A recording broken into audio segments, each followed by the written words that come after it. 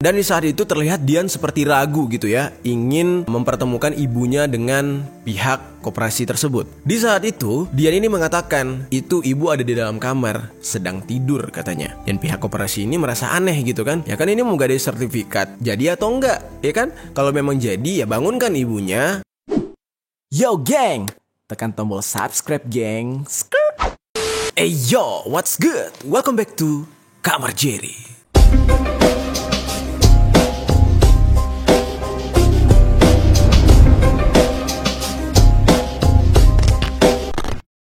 Geng. Oke, hari ini kita akan membahas kelanjutan tentang tragedi yang menimpa satu keluarga di Kalideres. Kalau kemarin, kecurigaan masyarakat mungkin agak sulit terjawab karena memang tidak banyak clue yang bisa kita dapatkan gitu ya. Nah, namun hari ini sudah banyak hal-hal yang mulai terang benderang dan cukup mencengangkan gitu, geng. Dari mulai fakta-fakta apa yang sebenarnya terjadi dengan keluarga ini dan juga apa yang sebenarnya terjadi antara mereka dengan warga, bahkan dengan keluarga dia yang lain gitu. Karena seperti yang kita ketahui ya di pembahasan sebelumnya, keluarga ini memang dinilai sangat tertutup. Terus juga dengan keluarga yang lain atau saudaranya itu mereka jarang komunikasi dan bahkan mengagetkan sekali gitu kan. Mereka berkomunikasi tuh 5 tahun yang lalu apa katanya. Nih gimana sih konsep berkeluarganya gitu, aneh banget kan. Terus sampai juga ada yang mencurigai kalau mereka ini mengikuti sebuah sekte. Hari ini gue bakal membahas dengan kalian semua tentang perkembangan kasus ini sudah sampai mana, dan banyak sekali fakta-fakta yang bikin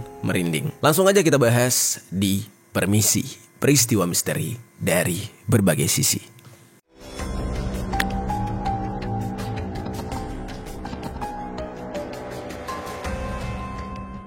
Oke, tidak lupa juga kita ucapkan belasungkawa terhadap keluarga yang ditinggalkan. Terus juga mari kita panjatkan doa sejenak kepada keluarga Kalideres ini. Ya apapun agamanya, apapun sukunya, apapun rasnya, mereka sama-sama saudara kita, sama-sama orang Indonesia gitu ya. Karena gue beragama Muslim, maka gue akan membacakan Al-Fatihah. Amin. Ya semoga masalah ini cepat terselesaikan dan secara terang benderang, supaya juga pihak-pihak yang ditinggalkan tuh bisa merasa lega dan ikhlas karena kejadian ini. Oke, pihak kepolisian sudah berusaha sekuat mungkin nih geng. Dan sekarang fakta demi fakta mulai terungkap. Selama 1 pekan terakhir, pihak kepolisian sudah mengumpulkan banyak data tentang apa yang terjadi dengan keluarga ini.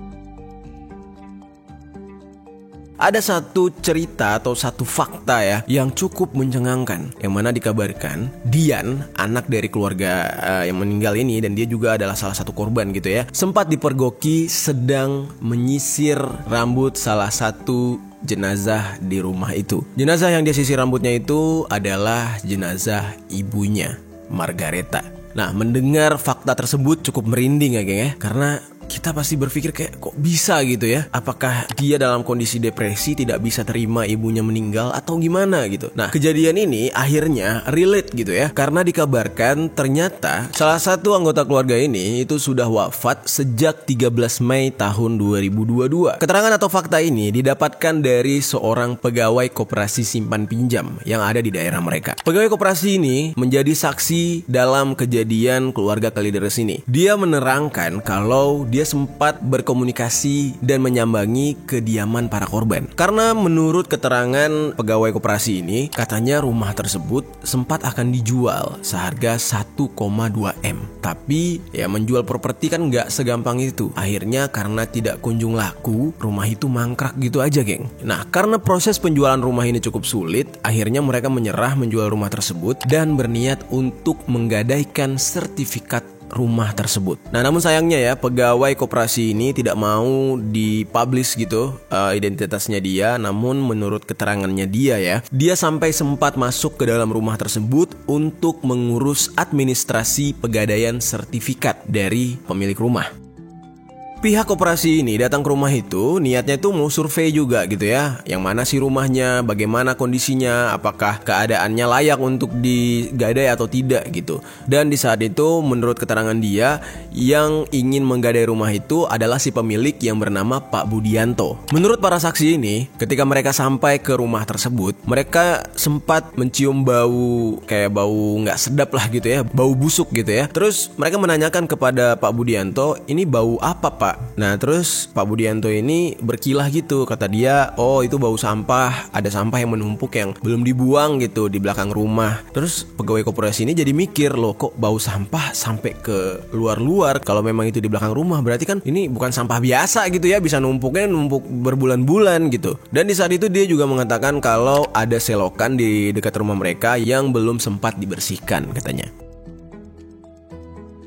Sertifikat rumah tersebut itu tercatat atas nama Margareta, ya ibu si Dian ini. Nah karena sertifikat akan digadaikan, maka pihak koperasi meminta untuk bertemu dengan Bu Margareta sebagai yang punya sertifikat gitu kan. Lalu kemudian pihak koperasi ini pun bertemu dengan Dian, anak mereka. Nah jadi dalam kondisi ini Budianto dan Dian masih hidup. Namun Rudianto sebagai ayah dari Dian dan suami dari Margareta itu tidak diketahui ya keberadaannya, karena keterangannya nggak lengkap lah di saat itu. Dan di saat itu terlihat Dian seperti ragu gitu ya, ingin mempertemukan ibunya dengan pihak koperasi tersebut. Di saat itu Dian ini mengatakan itu ibu ada di dalam kamar sedang tidur katanya. Dan pihak koperasi ini merasa aneh gitu kan, ya kan ini mau gadai sertifikat, jadi atau enggak ya kan? Kalau memang jadi ya bangunkan ibunya, tanda tangani ya kan, karena ini semua atas nama ibunya. Jadi kalau mau menggadai rumah ini harus atas sepengetahuan si pemilik begitu. Akhirnya si Dian ini bilang, saya nggak mau nyalain lampunya, soalnya kalau saya nyalain lampunya ibu bisa bangun karena ibu sensitif banget dengan cahaya. Di saat itu pihak koperasi ini udah mulai sangat-sangat curiga geng, karena menurut mereka ini kok aneh gitu ya, mau tanda tangan mereka yang butuh kok tiba-tiba jadi ribet gitu. Dan juga orangnya udah di depan mata, tapi ya apa salahnya sih dibangunin gitu. Dan juga mereka semakin mencium bau busuk yang amat menyengat, apalagi dari kamar sang ibu tersebut. Kecurigaan mereka makin membesar karena akhirnya salah satu dari pegawai koperasi ini memaksakan diri menyalakan senter dari handphone. Ketika dia menyalakan senter, itu terlihat kamar tersebut seperti auranya beda gitu geng. Di tempat tidurnya juga udah kayak ada yang meleleh-meleleh gitu loh. Kalau kalian pernah melihat daging yang lama ditaruh di lantai atau di meja gitu, membusuk lama-lama meleleh. Nah kondisinya udah hampir kayak gitu tuh. Dan ketika dia menyenter ke arah ibunya si Dian, ke arah Margareta tersebut, disitulah terlihat dengan sangat-sangat jelas bahwa itu adalah jenazah. Dan disitu mereka sadar kalau Margareta ini sudah wafat. Sontak di saat itu, para pegawai koperasi ini kaget dan mereka langsung takbir gitu geng. Allahu Akbar katanya, ini sudah jadi mayat katanya. Pegawai itu langsung bergegas meninggalkan rumah tersebut dan mengajak rekan yang lain untuk keluar. Dan betapa merindingnya di saat itu ya, mereka keluar sambil qomat kamit, membaca doa dan pucat geng. Salah satu pegawai koperasi juga mengatakan dia sempat berbincang terlebih dahulu dengan Dian sebelum akhirnya ikut keluar. Dia mengatakan kepada Dian, "Mbak, ini ibunya, Ibu Margareta, sudah wafat, sudah menjadi jenazah," katanya. "Kenapa dibiarkan seperti ini?" Lalu di saat itu Dian menjawab, "Oh enggak, ibu saya cuma tidur," katanya. "Ibu saya ini masih hidup. Tiap hari ibu saya ini masih saya berikan susu." Dan Dian berbicara seperti itu tuh sambil mendekati tubuh ibunya dan menyisir rambut ibunya. Dan di saat itu ketika dia sisir, rambut ibunya tuh rontok geng. Dan jelas sekali itu sudah dalam kondisi wafat menjadi jenazah. Lalu karena semua pegawai koperasi ini sudah keluar dan Pak Budianto, adiknya dari Rudianto, itu langsung mengejar pihak pegawai koperasi tersebut. Karena dialah orang yang menghubungi pihak koperasi untuk menggadaikan sertifikat. Ketika itu Pak Budianto ini meminta kepada pihak koperasi untuk tolong banget merahasiakan kejadian ini karena ini adalah urusan keluarga katanya gitu ya. Jadi dia ibaratkan tuh mungkin ya, dia di saat itu meyakinkan pihak koperasi kalau jenazah itu akan segera dikuburkan, hanya saja mungkin pihak keluarga belum ikhlas gitu loh. Nah jadi pihak koperasi ya yakin-yakin aja. Dan Pak Budianto ini juga meminta pihak koperasi untuk tidak melaporkan kepada kepolisian, tidak melaporkan kepada warga dan RT RW setempat katanya. Nah cuma nih bahaya juga sebenarnya buat si pihak koperasi tersebut. Kalau sampai ini benar terjadi dan mereka merahasiakan ini cukup lama gitu ya, dengan alasan nggak mau ikut campur, mungkin ya mereka ini bisa terlibat juga karena mereka menyembunyikan fakta kejadian gitu, menyembunyikan sebuah kejadian yang berhubungan dengan kriminal gitu kan. Ya tapi nantilah semua hal ini kita serahkan kepada pihak yang berwajib bagaimana nanti endingnya gitu. Dan di sini gue pengen reminder juga ke kalian. Kalian ingat ya dengan pembahasan gue kemarin di pembahasan pertama tentang keluarga ini, kan sempat tuh ya gue membahas tentang adanya kotak-kotak susu di depan rumah keluarga Kalideres ini. Yang mana kita curigai kalau ini buat apa gitu. Mereka kan tidak punya anak bayi, tidak punya anak kecil, kok ada box-box susu di situ.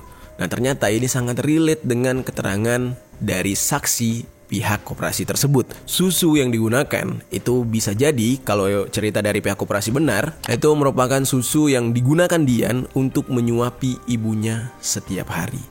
Jadi bisa kalian bayangkan ya bagaimana busuknya bau kamar tersebut ketika bercampur dengan bau busuk jenazah yang sudah wafat dengan air susu. Susu kalau udah basi aja bau banget, geng, apalagi kecampur dengan ya tubuh manusia yang udah membusuk. Menurut Kabid Humas Polda Metro Jaya, Kombes Endra Zulpan, itu kecil kemungkinan mereka itu kelaparan gitu ya. Karena yang jelas komplek ini itu adalah komplek yang cukup berada gitu. Orang-orangnya itu bukan orang-orang menengah ke bawah. Dan jauh dari kemungkinan kalau mereka kekurangan makanan. Nah namun juga agak sulit ditemukan faktor lain kenapa terjadi pembunuhan di tempat ini. Karena dari lokasi tersebut tidak ditemukan adanya sampel atau jejak-jejak DNA selain keempat penghuni ini. Jadi bisa dipastikan mereka itu hanya berempat di situ. Tidak ada pihak lain yang datang untuk berbuat sesuatu kepada mereka hingga mereka wafat gitu. Dan hal ini memang dijelaskan langsung gitu ya oleh Direktur Reserse Kriminal Umum Polda Metro Jaya, Kombes Hengki Haryadi. Dan ini merupakan keterangan hasil olah TKP bersama tim forensik. Jadi dapat dipastikan memang itu adalah hasil yang akurat. Nah, dan di dalam rumah juga tidak ada bercak darah atau bekas-bekas penganiayaan gitu, geng. Karena memang di tempat itu yang ada tuh cuma sampah ya kan, kelihatan seperti tidak dibereskan. Dan juga para jenazah itu kondisinya tuh utuh. Wafatnya itu dalam kondisi utuh tapi ya sudah membusuk dikarenakan oleh waktu gitu. Tidak ada bekas seperti dia bekas dipukul terus darahnya muncrat ke dinding, atau mungkin dia kepleset kepalanya kebentur ubin, itu nggak ada sama sekali. Lalu, merespon dari isu-isu yang tersebar di masyarakat luas tentang adanya unsur mengikuti salah satu sekte, pihak kepolisian akhirnya menyelidiki tentang hal ini. Ini patut kita apresiasi ya, apa yang dilakukan oleh pihak kepolisian Indonesia, karena mereka merespon apa yang dicurigai oleh masyarakat gitu kan. Karena ini ya sedikit tidaknya dapat membantu untuk mencari bukti-bukti yang jelas tentang penyebab kematian. Nah, pihak kepolisian melakukan investigasi lebih lanjut bersama para petugas untuk memastikan apakah benar keluarga ini menganut aliran tertentu. Akhirnya dikumpulkanlah beberapa barang-barang milik para korban, mulai dari buku catatan, terus juga buku-buku yang mereka baca yang isinya tuh tentang keagamaan dan motivasi, sampai ke handphone mereka serta barang-barang lain yang mungkin bisa membantu untuk membuktikan isu ini. Kita bahas dulu dari barang bukti yang cukup vital gitu ya, yaitu handphone.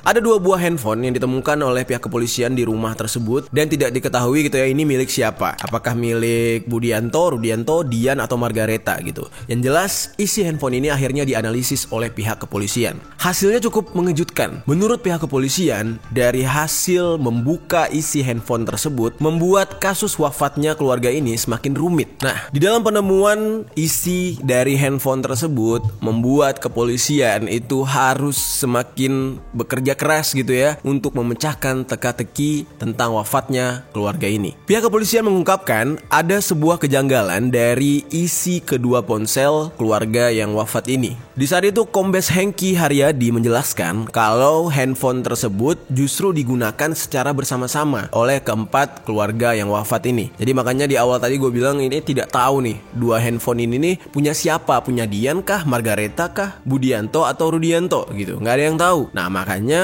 ternyata setelah dicek gitu ya dari isinya, ini digunakan bareng-bareng gitu. Jadi kayak ponsel keluarga lah gitu. Jadi dari satu handphone ini bisa dipastikan digunakan oleh 2 orang. Ini terbukti dari aplikasi Peduli Lindunginya itu loginnya itu 2 orang gitu ya. Jadi atas 2 nama. Nah, lalu berdasarkan hasil pemeriksaan sementara oleh tim ahli digital forensik itu ditemukan ada pesan komunikasi atau chat atau kayak SMS gitu ya dari ponsel yang satu ke ponsel yang satunya lagi. Jadi walaupun mereka itu satu rumah tapi mereka saling chattingan gitu. Dari pesan yang dibaca oleh tim ahli digital forensik, chat atau pesan dari satu handphone ke handphone yang satunya lagi itu isinya itu pesan-pesan nada negatif gitu geng, kayak orang marah-marah gitu loh. Padahal kedua-duanya itu dimiliki oleh orang-orang yang ada di dalam satu rumah. Nah ini cukup aneh gitu. Apakah ada dua kubu di dalam satu rumah? Atau mungkin ini adalah sebuah rekayasa cerita. Jadi seolah-olah ini chat berantem gitu ya. Kayak kalian pernah gak sih lihat orang nge-fakein isi chat gitu cuma buat di capture terus di posting, sering gak sih? Mungkin bisa jadi kayak gitu. Ini pura-puranya tuh saling chattingan dengan orang lain, ya kan, saling balas-balasan gitu ya. Seolah-olah ada problem padahal mah dia juga orangnya. Nah bisa jadi kayak gitu. Atau kecurigaan lain adalah memang adanya dua kubu di dalam rumah tersebut. Mungkin ini bisa kubu antara Budianto dan Rudianto, Dian dengan Margareta, atau justru sebaliknya, atau justru diacak lagi gitu ya, kita nggak tahu. Tapi yang jelas di handphone ini terdapat pesan yang benar-benar kasar isinya antara satu handphone dengan handphone yang satunya. Dan disinilah pihak kepolisian harus berpikir keras karena ini semakin rumit nih geng. Apa sih yang sebenarnya terjadi gitu? Karena setelah dicek isi handphonenya untuk melihat mereka itu ada hubungan dengan dunia luar, dengan orang lain, itu justru nggak ditemukan, malah antar handphone gitu ya. Handphone 1 dan handphone 2 yang justru berantem. Karena kan biasanya kalau kasus-kasus kriminal gitu pasti yang akan dicek tuh dengan siapa orang ini berhubungan terakhir kalinya, mulai dari CCTV sampai ke isi chat handphonenya atau teleponnya gitu kan. Nah tapi setelah dicek malah isinya sesama mereka. Ini aneh banget. Bahkan di dalam kasus ini pihak kepolisian mengungkapkan kejanggalan-kejanggalan di dalam kasus wafatnya satu keluarga Kalideres ini itu justru belum pernah ditemukan di kasus-kasus yang lain. Ini pertama kali nih polisi kita menemukan kasus seperti ini. Dan pihak kepolisian juga belum dapat memastikan siapa yang sebenarnya menggunakan handphone ini. Maksudnya siapa orang yang sebenarnya mengirimkan chat tersebut gitu. Apakah Dian, Margareta, Rudianto, atau Budianto, itu belum diketahui. Mungkin kita sempat juga ya melihat berita-berita di TV-TV, di media sosial juga, kalau keluarga ini memiliki dua orang anak lain gitu ya, yang tidak tinggal bersama mereka. Dan akhirnya berita ini pun diralat gitu ya oleh pihak Polda Metro Jaya tentang adanya dua orang anak yang mereka periksa. Karena menurut Kabid Humas Polda Metro Jaya, Kombes Endra Zulpan, ternyata yang mereka periksa dua orang itu bukan anaknya dari keluarga tersebut, tapi merupakan adik dari ibunya Dian, adik dari Margareta. Nah jadi dalam hal ini bisa kita simpulkan ya, bahkan sekelas berita di televisi pun, media resmi pun terkadang masih salah info ya. Oke, ya apalagi di channel YouTube gitu kan, ya kita mewajarkan, namanya juga yang kerja kan manusia gitu. Nah lalu kita ambil keterangan dari beberapa warga yang ada di sana yang sempat berhubungan dengan keluarga ini. Salah satunya adalah seorang pedagang kue yang bernama Fang. Fang ini mengatakan kalau Margareta itu biasanya sering membuat kue untuk dititipkan ke lapaknya Fang. Dan biasanya Margareta ini membuat kue menjelang Lebaran atau Imlek, tidak setiap hari gitu. Fang juga mengatakan biasanya itu Margareta itu ditemani oleh anaknya Dian datang ke lapaknya dia menggunakan motor. Dan tidak hanya menitipkan kue, biasanya juga Margareta datang ke lapaknya Fang untuk membeli kue-kue kering gitu ya. Nah namun menurut Fang, terakhir kali dia melihat Margareta ini itu beberapa bulan lalu di saat pandemi udah mulai tinggi-tingginya gitu. Nah setelah itu dia tidak pernah bertemu lagi dengan Margareta, dan Margareta sudah menghilang selama hampir setahun mungkin ya menurut Fang. Nah lalu juga tentang keberadaan mobil keluarga ini. Kemarin kan sempat kita bicarakan kalau mobil tidak ditemukan di rumah tersebut, ya bisa jadi diparkirin di mana atau mungkin bisa jadi dijual. Nah ternyata faktanya adalah mobil tersebut memang sudah dijual. Yang menjual lagi-lagi Budianto Gunawan. Nah ini agak mencurigakan nih. Kenapa? Karena yang mau menggadaikan rumah tersebut menurut keterangan pegawai koperasi adalah Budianto. Nah terus yang menjual mobil keluarga ini juga Pak Budianto ini. Nah mobil ini bermerek Honda Brio dengan plat B2601BRK yang diketahui dijual seharga 160 juta. Nah mungkin teman-teman merasa sebagai pembeli dari mobil ini ya bisa memberikan keterangan juga kepada pihak kepolisian, karena ini jelas banget ya di sini Honda Brio platnya B2601BRK gitu. Kalau memang ada yang merasa, silahkan memberikan keterangan dan laporan kepada pihak kepolisian gitu kan. Nah, makanya di saat dilakukan evakuasi di rumah itu, mobil ini sempat dinyatakan menghilang dan sempat dicurigai awalnya mungkin ada motif perampokan gitu ya, karena mobilnya tidak terdapat di garasi rumah. Tapi sekarang sudah jelas gitu. Nah, lalu kemudian pihak kepolisian juga mendapatkan keterangan kalau salah satu dari anggota keluarga tersebut itu pernah bekerja di sebuah percetakan. Namun belum dapat dipastikan anggota keluarga yang mana yang bekerja di percetakan. Namun bisa jadi itu adalah Rudianto Gunawan atau Margareta Gunawan gitu ya, antara suami istri inilah. Dan kabarnya pihak kepolisian dari Polda Metro itu mengatakan kalau mereka sedikitnya sudah mengantongi gitu ya unsur-unsur yang menyebabkan kejadian ini. Namun pihak kepolisian belum mau memberikan keterangan secara gamblang karena bukti-buktinya itu masih dikumpulkan lebih banyak lagi agar lebih meyakinkan gitu. Nah, namun karena semakin banyaknya kecurigaan masyarakat tentang keluarga ini bergabung dengan sekte, akhirnya mulai tercium gitu ya, sekte apa yang mungkin mereka ikuti. Kalau kemarin gue sempat mencurigai kalau dia tuh ikut ke dalam sekte Salekana dan juga mungkin dia melakukan semedi ala-ala ya keilmuan yang ada di Indonesia gitu ya. Tapi kali ini masyarakat justru mencurigai kalau mereka ini tergabung ke dalam apokaliptik. Nah, gue bakal jelasin nih, apa itu apokaliptik?